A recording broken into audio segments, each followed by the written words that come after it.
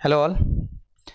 तो आज हम एक नया चैप्टर देखेंगे। This is a very very important chapter. बहुत बार नेग्लेक्ट कर दिया जाता है इस चैप्टर को, but it is very very important क्योंकि इससे काफ़ी बार क्वेश्चन पूछा जाता है। तो चैप्टर का नाम है इलास्टिसिटी, या फिर आपको ये कभी कभी दूसरे नाम से भी दिखेगा बुक्स में। It is mechanical properties of solid. NCERT में अगर देखेंगे तो एनसीईआरटी में ये चैप्टर जो है it is with the name of mechanical properties of solid. Mechanical properties of solid, तो इस नाम से ये चैप्टर एनसीईआरटी में है, मैकेनिकल प्रॉपर्टीज ऑफ सॉलिड के नाम से। तो ये चैप्टर हम या फिर जो कुछ दूसरी बुक्स में आपको इसका नाम दिख सकता है, इट इज इलास्टिसिटी।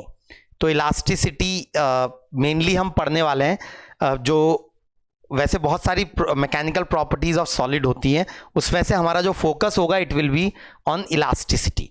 तो इलास्टिसिटी करके एक तरीके से चैप्टर है जो हमें देखना है। तो ऑब्वियसली हम यहाँ सॉलिड्स के बारे में पढ़ने वाले हैं, सॉलिड्स की प्रॉपर्टीज के बारे में पढ़ने वाले हैं।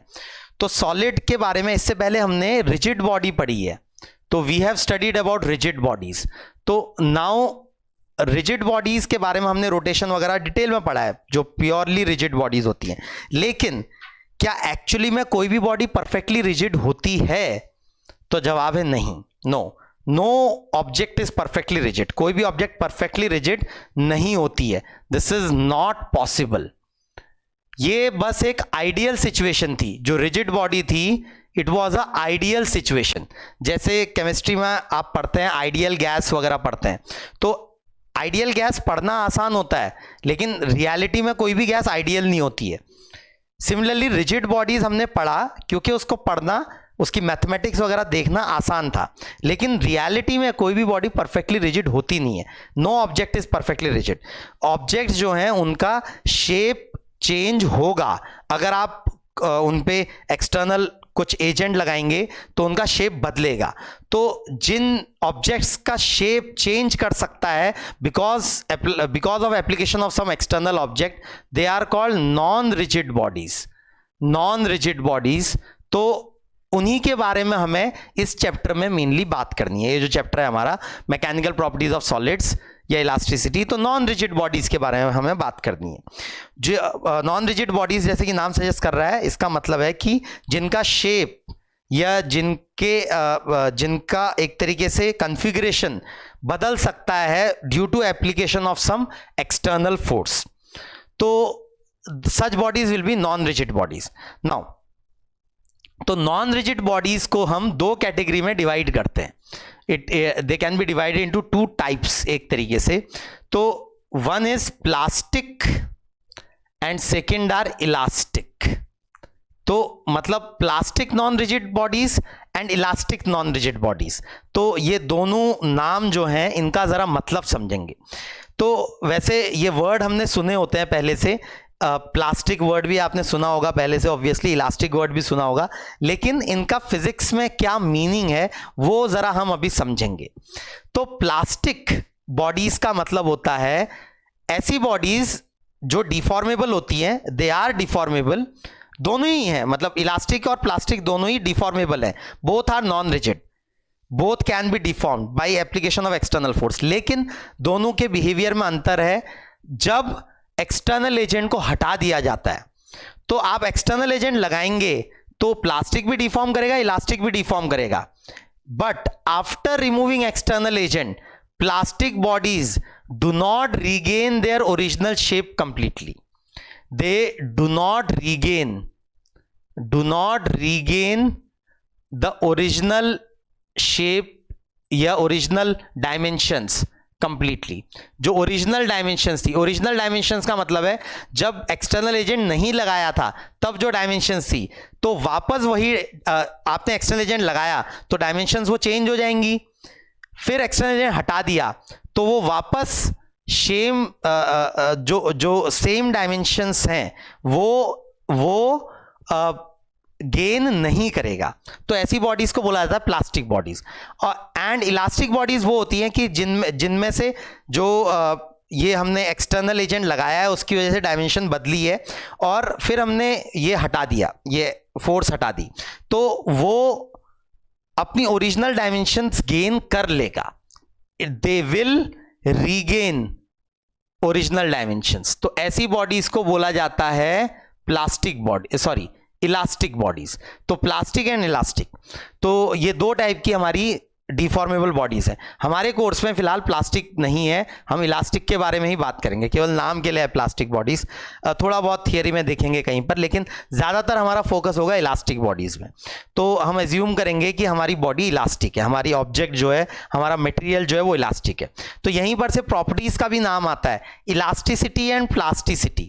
इलास्टिसिटी एंड प्लास्टिसिटी, प्लास्टिसिटी का मतलब है the tendency to not regain its original shape when the external force is removed is plasticity. Elasticity is the tendency to regain its original shape when external agent is removed.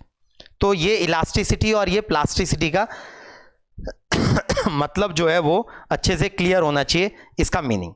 Now तो elasticity से related कुछ चीजें हम सीखेंगे, यहां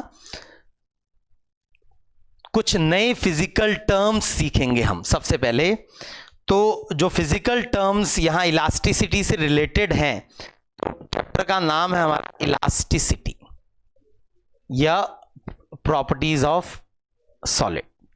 तो elasticity से related सबसे पहले कुछ नई फिजिकल क्वांटिटीज हम सीखेंगे। तो पहली फिजिकल क्वांटिटी है लोड, दूसरी फिजिकल क्वांटिटी है स्ट्रेस, तीसरी फिजिकल क्वांटिटी है स्ट्रेन, और चौथी फिजिकल क्वांटिटी है modulus, modulus of elasticity, modulus of elasticity, modulus of elasticity. तो ये चार फिजिकल क्वांटिटीज हैं हमारी, नई फिजिकल क्वांटिटीज जो हम सीखेंगे, load, stress, strain and modulus of elasticity. तो लोड क्या होता है सबसे पहले समझेंगे। तो load is the force experienced by any cross section of the material, force experienced by any cross section of the material is called load. जैसे imagine करिए एक मटेरियल है, इस तरीके से एक ऑब्जेक्ट है, फॉर एग्जांपल ऐसे क्यूबॉइडल ऑब्जेक्ट है, फॉर एग्जांपल ऐसे क्यूबॉइडल ऑब्जेक्ट है। तो ये क्यूबॉइडल ऑब्जेक्ट है इस तरीके से, तो ये क्यूबॉइडल ऑब्जेक्ट का कुछ क्रॉस सेक्शन होगा, इस तरीके से क्रॉस सेक्शन होगा। तो यहां पर अगर ये ऐसे करके खींचा जा रहा है इधर को F से, और इधर को भी खींचा जा रहा है F से, तो दोनों तरफ F फोर्स लगा के आप खींच रहे हैं, तो नेट फोर्स तो ऑब्वियसली जीरो हो जाएगा इस पे। नाउ तो अगर इसका कोई क्रॉस सेक्शन आप ऐसे इमेजिन करेंगे, ये मटेरियल के अंदर का कोई क्रॉस सेक्शन अगर आप इमेजिन करेंगे, तो इस क्रॉस सेक्शन को अगर आप ध्यान से देखेंगे तो इस क्रॉस सेक्शन के राइट वाला पार्ट इसको अपनी तरफ खींच रहा होगा, और इसके लेफ्ट वाला पार्ट इसको अपनी तरफ खींच रहा होगा। क्यों ऐसा क्यों होगा जरा समझेंगे। ये एक्चुअली जब आप ऐसे करके खींच रहे हैं तो इमेजिन करिए ये वाले सिस्टम को, तो ये वाला सिस्टम एक्चुअली पूरा सिस्टम इक्विलिब्रियम पे है, तो आधा रॉड भी इक्विलिब्रियम पे होगा। तो ये अगर F से राइट को खींचा जा रहा है तो यहां पर ये F फोर्स लेफ्ट को जनरेट होगी। ये actually this is force of tension, ये हमने पढ़ा है न्यूटन्स लॉ वगैरह में। ये टेंशन की फोर्स है। जब आप ऐसे करके खींच रहे हैं इनको, तो आप एटम्स के बीच की दूरी को बढ़ा रहे हैं। तो एटम्स के बीच की दूरी को बढ़ा रहे हैं तो वो अगल बगल के एटम्स एक दूसरे को अट्रैक्ट करने लगेंगे। तो अट्रैक्शन की फोर्स जो होती है, it is the force of tension. तो यहां पर ये टेंशन क्रिएट होगी। सिमिलरली इधर वाले पार्ट को अगर आप देखेंगे तो ये फोर्स F इधर को लग रही है, तो इधर को भी ये फोर्स F लगनी पड़ेगी। मतलब ये वाला पार्ट, ये राइट वाला पार्ट लेफ्ट वाले को अपनी तरफ खींचेगा F फोर्स से। तो ये अगर क्रॉस सेक्शन पर ध्यान दें, इस छोटे से क्रॉस सेक्शन पर अगर आप ध्यान देंगे तो इस क्रॉस सेक्शन को लेफ्ट वाला पार्ट अपनी तरफ खींच रहा होगा और राइट वाला पार्ट अपनी तरफ खींच रहा होगा। ये F और F से ऐसे करके खींच रहे होंगे। तो ये जो होगा, तो दिस इज कॉल्ड लोड, इसको बोला जाता है लोड। तो load is the force experienced by cross section by any area, cross section area, force experienced on acting on any one side. Total force तो जीरो है उस पर, लेकिन किसी एक साइड की तरफ लगने वाली फोर्स उसको बोला जाता है लोड. नाउ लोड अलग अलग तरीके का हो सकता है. तो जो कैटेगरी मतलब टाइप्स ऑफ लोड है एक तरीके से, वो इस बात पर डिपेंड करेगा कि किस तरीके से वो एरिया पे लग रहा है. तो लोड मेनली 3 कैटेगरी में डिवाइड किए जा सकते हैं. वन इज कॉल्ड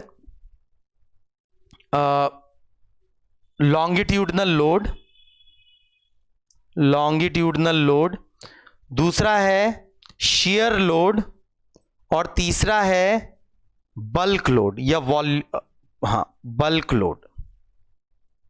तो एक तरीके से 3 तरीके के लोड होते हैं जो कि हमारा मटेरियल एक्सपीरियंस कर सकता है या हम अप्लाई कर सकते हैं 3 तरीके से. तो क्या होता है तीनों का मीनिंग? लॉन्गिट्यूडनल लोड का मतलब होता है अलोंग द लेंथ. लॉन्गिट्यूडनल का मतलब है अलोंग द लेंथ. तो लॉन्गिट्यूडनल लोड अगर है तो अलोंग द लेंथ वो लोड अगर लग रहा है, अलोंग द लेंथ का मतलब है एरिया के परपेंडिकुलर. तो ये एरिया है, ये हमारा क्रॉस सेक्शन एरिया है, और इसके परपेंडिकुलर अगर लग रहा है तो that is longitudinal load. Shear load जो होता है it acts parallel to the area, area के पैरेलल लगता है ये वाला लोड. और बल्क लोड जो होता है इट एक्ट्स, जो बल्क लोड होता है it acts from all the side. तो उसके बेसिस पे 3 तरीके से लोड लगता है और 3 तरीके का फिर स्ट्रेस पैदा होता है. नाउ स्ट्रेस को जरा समझेंगे हम. तो stress is defined as sigma letter से बहुत बार रिप्रेजेंट करते हैं. It is defined as load upon cross section area, that is defined as stress.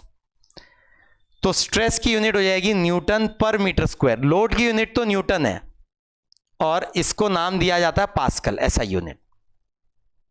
तो स्ट्रेस जरा समझेंगे. तो stress is the load experienced by the area per unit area. Load experienced per unit area is called stress. तो stress भी ये 3 तरीके का होगा: longitudinal stress, shear stress and bulk stress. तो क्या है ये तीनों, जरा समझेंगे कि किस किस तरीके से लगता है.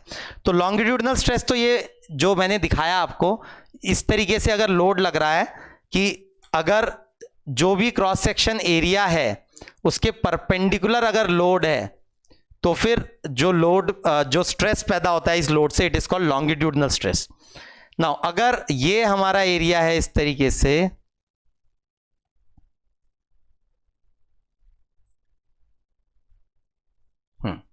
नाउ अब ये फॉर एग्जांपल हमारा क्रॉस सेक्शन एरिया है. अब ये क्रॉस सेक्शन एरिया अगर ऐसे करके लोड लगाया जा रहा है, इस तरीके से लोड लगाया जा रहा है, तब आप एरिया के परपेंडिकुलर लगा रहे हैं लोड, मतलब अलोंग द लेंथ लगा रहे हैं, तो ये तो लॉन्गिट्यूडनल लोड होगा. This will be longitudinal load. लेकिन अगर आप लोड ऐसे लगा रहे हैं फॉर एग्जांपल, तो इस तरीके से अगर लोड लगा रहे हैं, अब ये वाला जो लोड लग रहा है ये एरिया के परपेंडिकुलर नहीं लग रहा है, ये एरिया के पैरेलल लग रहा है. It is acting parallel to area. मतलब ये अगर एरिया है तो अगर ऐसे लोड लग रहा है तो इट इज लॉन्गिट्यूडनल लोड, ये ऐसे भी लग रहा है तो इट इज ऑल्सो लॉन्गिट्यूडनल. अगर ऐसे लग रहा है, एरिया के पैरेलल लग रहा है, तो then it is called shear stress. तो ये शियर स्ट्रेस पैदा करेगा. मतलब ये क्रॉस सेक्शन एरिया ए है, तो शियर स्ट्रेस जो होगा it will B F upon A. Value उसकी एफ अपॉन ए होगी, उसका मतलब मीनिंग शियर होगा. उसको नाम दिया जाता है शियर स्ट्रेस, जब लोड एरिया के पैरेलल लगता है. जब लोड एरिया के परपेंडिकुलर लग रहा है देन इट इज मतलब लोड एरिया के जब परपेंडिकुलर लग रहा है then it is in this case it is longitudinal. Bulk जो होता है, बल्क स्ट्रेस, वो है अगर जैसे कोई ऑब्जेक्ट है और उस पर आसपास से हर जगह से फोर्स लग रही है, जैसे सराउंडिंग एयर है या सराउंडिंग लिक्विड है, तो आसपास जो भी उसके मटेरियल है वो हर तरफ से फोर्स लगा रहा है उस पे, in all the directions and perpendicular to the area but from all the directions, then it is called bulk stress. ये छोटा सा फोर्स डीएफ हो गया, ये छोटा सा एरिया डीए हो गया, तो जो सिग्मा बल्क हो जाएगा it is DF upon DA. तो जो बल्क स्ट्रेस होता है इसको एक नए नाम से भी हम लिखते हैं, it is also called pressure. तो प्रेशर जो ये वर्ड है ये एक्चुअली स्ट्रेस के लिए ही है, बल्क स्ट्रेस के लिए हम नाम यूज करते हैं प्रेशर। ये भी एक तरीके से ये भी स्ट्रेस है, longitudinal shear. Pressure is also a kind of stress but it is bulk stress. वो उसमें मटेरियल हर डायरेक्शन से एक तरीके से फोर्स अप्लाई कर रहा होता है from all the directions, then it is called bulk stress और प्रेशर। तो ये हमारा 3 टाइप का स्ट्रेस। अच्छा, लॉन्गिट्यूडनल स्ट्रेस दो कैटेगरी में डिवाइड किया जा सकता है। ये अगर देखेंगे तो लॉन्गिट्यूडनल स्ट्रेस जैसे मैं ऐसे बाहर खींच रहा हूं या ऐसे अंदर दबा रहा हूं, तो दोनों केसेस में जो स्ट्रेस होगा वो लॉन्गिट्यूडनल होगा। लेकिन ये वाले केस में it is called tensile longitudinal stress and this is called compressive longitudinal stress. दोनों है longitudinal, both are acting perpendicular to area और अलोंग द लेंथ, बट एक केस में मैं इसकी लेंथ को बढ़ाने की कोशिश करवा रहा हूं और एक केस में लेंथ को घटाने की कोशिश करवा रहा हूं। तो this is called tensile stress and this is called compressive stress. Tensile stress and compressive stress, तो इस तरीके से ये देखना आना चाहिए। तो ये हमारा स्ट्रेस है, 3 तरीके के स्ट्रेस। नाउ 3 तरीके के स्ट्रेस और साइमल्टेनियसली फिर 3 तरीके का strain. Now what is the definition of strain? तो strain एप्सिलॉन से हम रिप्रेजेंट करते हैं बहुत बार, एप्सिलॉन ये ग्रीक लेटर से। तो it is defined as deformation, बहुत बहुत इंपॉर्टेंट है इसकी डेफिनेशन, ध्यान से देखेंगे। deformation upon natural dimension, deformation upon natural dimension, this is called strain. This is the definition of strain. Deformation upon natural dimension. Now what is the meaning of natural dimension? Natural dimension का मतलब होता है जब load नहीं लगाया गया है तब जो डायमेंशन है दैट इज नेचुरल डायमेंशन, और डिफॉर्मेशन होगा लोड लगाने के बाद और लोड लगाने से पहले जो डायमेंशंस के बीच का डिफरेंस है दैट विल बी डिफॉर्मेशन। तो deformation upon natural dimension that is called strain. उस क्वांटिटी को हम डिफाइन करते हैं स्ट्रेन। तो इसकी कोई यूनिट नहीं है, दिस इज नो यूनिट, कोई यूनिट नहीं है इसकी, and it is unitless quantity and it is also dimensionless quantity. कोई डायमेंशन भी नहीं होगी इसकी, क्योंकि न्यूमरेटर में जो डायमेंशन है डिनोमिनेटर में भी सेम डायमेंशन होगी। जैसे change in length upon natural length या change in area upon natural area, तो ये जो है मतलब it will not have any unit and it will also be dimensionless, तो it is called strain. Now तो strain भी 3 तरीके का होगा, longitudinal strain, shear strain and bulk strain। तो या वॉल्यूम स्ट्रेन भी बोला जाता है इसको, बल्क स्ट्रेन या वॉल्यूम स्ट्रेन। तो क्या है जरा समझेंगे। जैसे लॉन्गिट्यूडनल स्ट्रेन, जब आपने ये लोड नहीं लगाया उससे पहले इसकी कुछ नेचुरल लेंथ होगी, फॉर एग्जांपल एल नॉट। ये लोड लगाने से होगा क्या, थोड़ी सी ये लेंथ बढ़ जाएगी, तो नई लेंथ हो गई for example L not plus delta L. तो जो शेयर्स जो लॉन्गिट्यूडनल स्ट्रेन हो जाएगा it will be delta L upon L not, क्योंकि जो डायमेंशन में चेंज आ गया वो आ गया डेल्टा एल का और नेचुरल डायमेंशन है एल नॉट, तो delta L upon L not that is longitudinal strain. दूसरा कंप्रेसिव स्ट्रेन भी लॉन्गिट्यूडनल ही है, बस उसमें जो नई लेंथ होगी वो L not minus delta L होगी। फॉर्मूला उसका भी वही होगा, delta L upon L not, compressive strain का। नाउ शेयर स्ट्रेन थोड़ा सा इंटरेस्टिंग है, जरा ध्यान से देखेंगे। तो शेयर स्ट्रेन को समझने के लिए ये इमेजिन करिए ऐसे, ये क्यूब, तो ये क्यूब है इस तरीके से।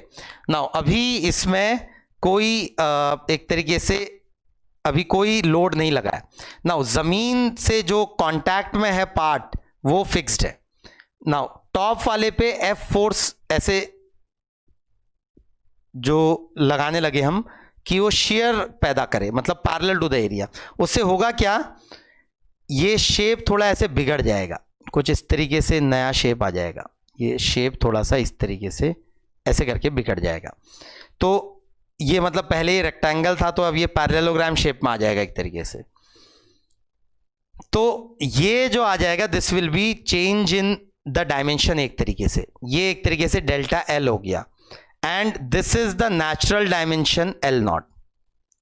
तो ये जो एंगल है थीटा, जितना ये एंगल चेंज हुआ तो tan थीटा जो हो जाएगा it will be delta L upon L not. This क्योंकि डेल्टा एल अगर बहुत छोटा है तो tan थीटा को करीब करीब थीटा लिखा जा सकता है। तो शेयर स्ट्रेन जो डिफाइन किया जाता है वो डिफाइन किया जाता है this delta L upon L not. ये वाला डेल्टा एल जितने से ये डिफॉर्म कर गया ये वाली साइड अपॉन नेचुरल लेंथ जो पहले लेंथ थी एक तरीके से, तो delta L upon L not. तो दिस विल बी एक तरीके से स्ट्रेन, शेयर स्ट्रेन। तीसरा है बल्क स्ट्रेन या वॉल्यूम स्ट्रेन।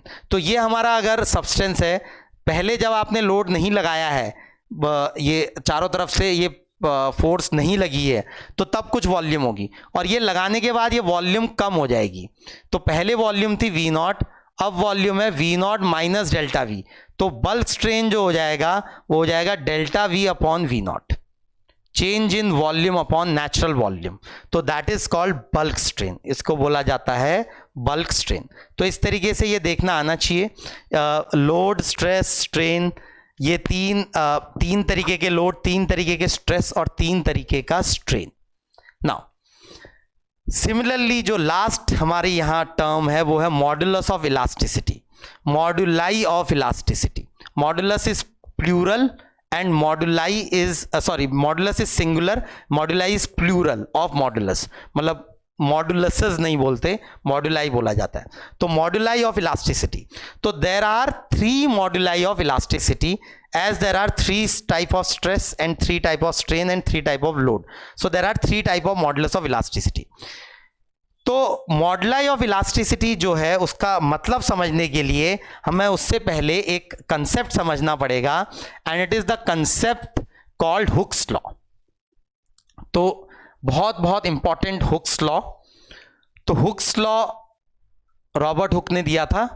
तो हुक्स लॉ क्या बोला हुक ने? तो हुक्स ने ये बोला, रॉबर्ट हुक ने, कि जो स्ट्रेन और स्ट्रेस जो है ये आपस में रिलेटेड होंगे। मतलब मटेरियल में कितना स्ट्रेन पैदा होगा, ये मटेरियल में कितना स्ट्रेस है उस पर डिपेंड करना चाहिए। सिंपल सी कॉमन सेंस की बात है, आप ज्यादा फोर्स लगाएंगे, ज्यादा स्ट्रेस पैदा करेंगे तो ज्यादा चेंज इन लेंथ आएगा। तो strain should be proportional to stress, this is called Hooke's law. जितना ज्यादा स्ट्रेस होगा उतना ज्यादा स्ट्रेन होगा मटेरियल में। ऐसा हर मटेरियल के लिए ट्रू नहीं है, बट जो मटेरियल इलास्टिक होंगे उनके लिए ट्रू होगा। प्लास्टिक या फिर जो एक तरीके से हुक्स लॉ को फॉलो नहीं करने वाले मटेरियल भी होंगे, लेकिन फिलहाल हम बात कर रहे हैं ऐसे मटेरियल जो हुक्स लॉ फॉलो करेंगे। जैसे मेटल वगैरह जो होते हैं ज्यादातर वो हुक्स लॉ फॉलो करते हैं। तो strain will be directly proportional to stress, but strain ऐसा नहीं केवल स्ट्रेस पे डिपेंड करेगा, it will also depend on some other property of material. अब जैसे आपने दो मटेरियल्स की रॉड ली, एक आयरन है और एक कॉपर है फॉर एग्जांपल, दोनों को बराबर लोड लगाया, बाकी सब डायमेंशंस वगैरह सेम है, क्या दोनों में स्ट्रेन बराबर पैदा होगा? नहीं, जरूरी नहीं है। दोनों में डिफॉर्मेशन बराबर होना जरूरी नहीं है, हो सकता है आयरन में कम हो और कॉपर में ज्यादा हो। तो strain will also depend on some property of material, and this property of material is called modulus of elasticity. तो E से रिप्रेजेंट कर रहे हैं हम। तो stress is sigma upon E, E is equal to sigma upon epsilon, या sigma is equal to E into epsilon. तो ये 3 एक तरीके से फॉर्मूले हैं हमारे सामने। तीनों फॉर्मूले मैथमेटिकली सही हैं, लेकिन जो सही बात बता रहा है कि इक्वल टू के लेफ्ट हैंड साइड और इक्वल टू के राइट हैंड साइड, तो इक्वल टू के LHS में और RHS में, LHS में होनी चाहिए डिपेंडेंट क्वांटिटी और RHS में होनी चाहिए इंडिपेंडेंट क्वांटिटी। ये नॉर्मल कन्वेंशन है एक तरीके से, लेकिन मैथमेटिकली ये भी सही है, लेकिन जो सही पिक्चर बता रहा है वो है ये वाला फॉर्मूला। अब इस फॉर्मूले को देख के ऐसा लगता है कि मॉडुलस ऑफ इलास्टिसिटी स्ट्रेस और स्ट्रेन पे डिपेंड करेगा। ये सही बात नहीं है। फॉर्मूला मैथमेटिकली करेक्ट है लेकिन फिजिकली ये बात सही नहीं है। इस फॉर्मूले को देख के लग रहा है कि स्ट्रेस डिपेंड करेगा मॉडुलस ऑफ इलास्टिसिटी और स्ट्रेन पे, तो ये भी गलत बात है। ऐसा बिल्कुल नहीं होगा। Stress will not depend on modulus of elasticity and strain. Stress will depend on load and area. Stress will depend on load and area. Load और एरिया पे डिपेंड करेगा stress, but modulus of elasticity और strain पे depend नहीं करेगा stress. तो dependency जो सही दिखा रहा है वो ये वाला फॉर्मूला है। ये फॉर्मूले भी करेक्ट है लेकिन ये ज्यादा करेक्ट है। हाँ, हम यूज जो करेंगे बहुत बार इस फॉर्म में यूज करेंगे, इस फॉर्म में यूज करेंगे ज्यादातर बार। Stress Young's modulus of elasticity stress upon strain. Now तीन तरीके का स्ट्रेस है, तीन तरीके का स्ट्रेन है, तो तीन तरीके का मॉडुलस ऑफ इलास्टिसिटी भी होगा। तो तीन तरीके का जो मॉडुलस ऑफ इलास्टिसिटी है, पहला है Young's modulus, it is longitudinal stress upon longitudinal strain. दूसरा है शेयर मॉडुलस या modulus of rigidity eta, shear stress upon shear strain. और तीसरा है bulk modulus, volume stress upon volume strain. तो ये तीन तरीके के हमारे मॉडुलाई ऑफ इलास्टिसिटी हैं। Stress upon strain, moduli of elasticity are stress upon strain, but they are property of material. इसका ये मतलब नहीं है कि ये डिपेंड कर रहे हैं स्ट्रेस और स्ट्रेन पे। No, moduli of elasticity do not depend on stress और strain, they are property of material. मतलब आयरन का कुछ होगा, आयरन का वाई भी होगा, ईटा भी होगा, बी भी होगा, अलग अलग वैल्यूज होंगी। सिमिलरली कॉपर का वाई, ईटा, बी अलग अलग होगा। हवा का भी होगा कुछ ईटा या बी या वाई, मतलब अलग अलग मटेरियल का अलग अलग ये मॉडुलाई ऑफ इलास्टिसिटी होंगे। तो यंग्स मॉडुलस ऑफ इलास्टिसिटी इसका नाम है, जो कि लॉन्गिट्यूडनल स्ट्रेस और लॉन्गिट्यूडनल स्ट्रेन की रिलेशनशिप को बताता है। ये ईटा का नाम है शेयर मॉडुलस या मॉडुलस ऑफ रिजिडिटी। नाम नोट करेंगे प्लीज, ये नाम नोट करना बहुत बहुत जरूरी है। और तीसरे का नाम है bulk modulus, this is bulk modulus. तो यहां पर ये बल्क मॉडुलस वाला फॉर्मूला देखेंगे ध्यान से, तो bulk modulus sigma volume stress की जगह हम चेंज इन प्रेशर भी लिख सकते हैं डीपी, और वॉल्यूम स्ट्रेन की जगह लिखा जा सकता है change in volume upon volume. यहां पर एक माइनस साइन एक्स्ट्रा आता है, ये माइनस साइन जरा ध्यान से देखेंगे, ये बल्क मॉडुलस वाले फॉर्मूले की खासियत है। ये माइनस साइन इसलिए आता है क्योंकि यूजुअली जब आप प्रेशर बढ़ाएंगे, प्रेशर को बढ़ाएंगे तो वॉल्यूम घटेगी। प्रेशर को अगर बढ़ाएंगे तो वॉल्यूम घटेगी। तो न्यूमरेटर पॉजिटिव है तो डिनोमिनेटर नेगेटिव होगा, न्यूमरेटर पॉजिटिव है तो डिनोमिनेटर नेगेटिव होगा। तो हमें ये इसकी वैल्यू को पॉजिटिव ही रखना है क्योंकि ये हमारे प्रॉपर्टी ऑफ मटेरियल है बल्क मॉडुलस। तो अगर न्यूमरेटर पॉजिटिव है और डिनोमिनेटर नेगेटिव है तो बाहर एक एक्स्ट्रा माइनस साइन हमें यहां लिखना पड़ता है ताकि हमारा ये वैल्यू, ये पूरी as a value as a whole positive रहे, क्योंकि बल्क मॉडुलस नेगेटिव नहीं हो सकता, it will be positive, property of material जो है। तो इसलिए यहां पर एक एक्स्ट्रा माइनस साइन आता है बल्क मॉडुलस के फॉर्मूले में।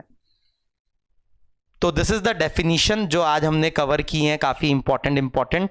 तो ये डेफिनेशंस को एक बार ध्यान से देखिए। ये पूरा लेक्चर, आज का जो थियरी लेक्चर है, पूरा थियरी कवर किया है मैंने, अभी कोई क्वेश्चन स्टार्ट नहीं किए। नेक्स्ट क्लास में इस पर बेस्ड न्यूमेरिकल हम स्टार्ट करेंगे। इसके अलावा आज का जो लेक्चर है, इसका सेकेंड पार्ट जो है लेक्चर का, वो जरा एक बार कर लें। वो है एरर इक्वेशन। अब ये थोड़ा मैथमेटिक्स वाला पार्ट है क्योंकि ये हमें अभी आगे जरूरत पड़ने वाली है इसकी, इसलिए हम अभी सीख रहे हैं इसको। जो ये कंसेप्ट का नाम है, जो मैथमेटिकल कंसेप्ट का नाम है, उसका नाम है एरर इक्वेशन। तो यहां पर एरर्स की बात नहीं कर रहा हूं मैं, एरर्स का अलग से चैप्टर है। एरर इक्वेशन निकालना, लिखना मैं सिखा रहा हूं। तो एरर इक्वेशन क्या होती है, जरा इस बात को समझेंगे। तो एरर इक्वेशन होती है जो चेंज, बदलाव जो होता है उसके बारे में हमको जो इक्वेशन फॉर्म होगी, that is called error equation. जैसे फॉर एग्जांपल एक इक्वेशन है y is equal to x square, ये हमारी इक्वेशन है y और x में। नाउ अगर मैं x में कुछ चेंज करूंगा तो अकॉर्डिंगली y में भी कुछ चेंज होगा, तो x में मैं छोटा सा चेंज करूंगा तो अकॉर्डिंगली y में भी कुछ चेंज आएगा। तो बहुत छोटे चेंजेस को रिलेट करते हुए जो इक्वेशन बनेगी it is called error equation. तो सिंपल बात है एरर इक्वेशन, आप क्या करिए, आप लॉग ले लीजिए दोनों तरफ, तो ये हो जाएगा ln y is equal to ln x square, ऐसे लिखा जा सकता है। ये हो जाएगा 2 ln x। अब इसको डिफरेंशिएट कर दीजिए, तो ये हो जाएगा dy upon y, ln y का डेरिवेटिव 1 अपॉन वाई फिर dy is equal to 2 dx upon x। 2 तो कांस्टेंट है, ln x का derivative 1 upon x into x का डेरिवेटिव dx। तो this is called error equation of this equation. ये जो equation है इसकी एरर इक्वेशन है ये। यहां पर dy is very small change in y, dx is very small change in x, y is value of y, x is value of x। ध्यान देंगे there is difference between x and dx। x value है और dx change in the value है। Similarly y is value of y and dy is change in value of y। तो यहां पर से अगर आप देखेंगे तो dy अपॉन y जो है वो 2 टाइम्स dx अपॉन x है। मतलब जितना x में चेंज आएगा, रिलेटिव चेंज या परसेंटेज चेंज, y में उसका डबल आएगा। मतलब if dx upon x is for example 0.1%, 0.1% का मतलब हुआ 0.1 अपॉन 100, मतलब 1 upon 1000, then dy upon y, in that case dy upon y will be 0.2%, मतलब 2 upon 1000। मतलब अगर जितना परसेंटेज चेंज, जितना चेंज x में आएगा उसका डबल चेंज आएगा y में। मतलब dx upon x is 0.1%, then dy upon y will be 0.2%। मतलब जितना भी x में चेंज होगा उससे डबल चेंज होगा y में। क्या बात समझ रहे हैं? तो इस तरीके से देखना आना चाहिए। ये जो इक्वेशन है ये इक्वेशन केवल बहुत छोटे चेंजेस के लिए, this is error equation is applicable for very small changes. अब हमें डील करना है वेरी स्मॉल चेंजेस को, इसलिए हम ये पढ़ रहे हैं अभी। तो वेरी स्मॉल चेंजेस को डील करने में हमें मदद करेगा। उनको जिन क्वेश्चंस में बहुत छोटे छोटे चेंजेस हो रहे होंगे उनको समझने में ये इक्वेशन हमें मदद करेगी। तो ये मैंने आपको एक ये इस तरीके की इक्वेशन की एरर इक्वेशन निकालना सिखाया। अब लेकिन ज़रूरी नहीं है सिंगल वेरिएबल हो। अब जैसे हो सकता है y is equal to some constant into या z is equal to some constant into x to the power a into y to the power b। अब फॉर एग्जाम्पल कुछ ऐसे हो सकता है, ये हमारा यहाँ पर k कांस्टेंट है, a कुछ कांस्टेंट है और b कुछ कांस्टेंट है, x y और z वेरिएबल है। अब इसकी एरर इक्वेशन हमें निकालनी है। तो इसकी एरर इक्वेशन निकालने की टेक्निक देखिए। टेक्निक है कि आप लॉग ले लीजिए दोनों तरफ। तो ln z will be equal to ln k plus a ln x plus b ln y। अब ये कैसे लिखा, ये मैंने पहले सिखाया है आपको बेसिक मैथमेटिक्स वगैरह में, और लॉग लेना सिखाया है मैंने आपको। लॉग a मतलब ये क्या किया है मैंने, right hand side ln k into x to the power a y to the power b है। तो ln a into b into c को आप ln a plus ln b plus ln c लिख सकते हैं, और ये x to the power a की पावर को आप ये बाहर ला सकते हैं। ये मैंने पहले सिखाया है, तो वही चीज मैंने यहां पर लिखी इस तरीके से। नाउ अब इस इक्वेशन को कर दीजिए डिफरेंशिएट। किसके रिस्पेक्ट में डिफरेंशिएट कर रहे हैं, किसी के भी रिस्पेक्ट में करें, डजंट मैटर। जैसे t के रिस्पेक्ट में कर दे तो z का डेरिवेटिव हो जाएगा 1 upon z into d z by d t, that is equal to k का डेरिवेटिव 0 होगा क्योंकि ln k कांस्टेंट है तो ln k भी कांस्टेंट है, plus a constant, ln x का derivative 1 upon x into d x by d t, plus b constant हो गया ln y का derivative 1 upon y into d y by d t. तो यहां से देखेंगे अगर तो dt हर जगह से कट जाएगा, एक्चुअली में dt will get cancelled from every place. यह आ जाएगा dz upon z will be equal to a into d x upon x plus b into dy upon y। So this is the error equation. ये error equation है हमारी इस वाली की। अगर आप ध्यान से देखें तो एरर इक्वेशन लिखने में कांस्टेंट गायब हो जा रहा है, ये के वाला पावर जो है वो उठ के नीचे आ जा रही है dx अपॉन एक्स, और यहां बीच में जहां मल्टीप्लीकेशन साइन है तो ये प्लस में कन्वर्ट हो जा रहा है एक तरीके से, तो प्लस फिर पावर उठ के नीचे आई dy अपॉन वाई। तो ये इस तरीके की एरर इक्वेशन लिखनी आनी चाहिए आपको। जैसे कि आप किसी भी इक्वेशन की हम एरर इक्वेशन लिख सकते हैं, किसी भी इक्वेशन की। जैसे फॉर एग्जांपल कोई फॉर्मूला है, जैसे एक फॉर्मूला हम बाद में भी पढ़ेंगे, टाइम पीरियड का फॉर्मूला है, time period of simple pendulum 2π√L/g, हम SHM में पढ़ेंगे डिटेल में इस फॉर्मूले को। तो इसका मैं एरर इक्वेशन अगर लिखना चाहूं तो ये आ जाएगा डेल्टा टी अपॉन टी। अब ये डी जेड की जगह बहुत बार डेल्टा जेड भी हम लिख सकते हैं, मतलब एक तरीके से हमें अंडरस्टूड है वो बहुत छोटे चेंजेस के लिए बात हो रही है। तो delta t upon t is equal to, तो एरर इक्वेशन में 2π नजर नहीं आएगा, कांस्टेंट गायब हो जाता है अगर देखें आप। अब L की पावर हाफ है तो ये हाफ पावर बाहर आएगी into delta L upon L।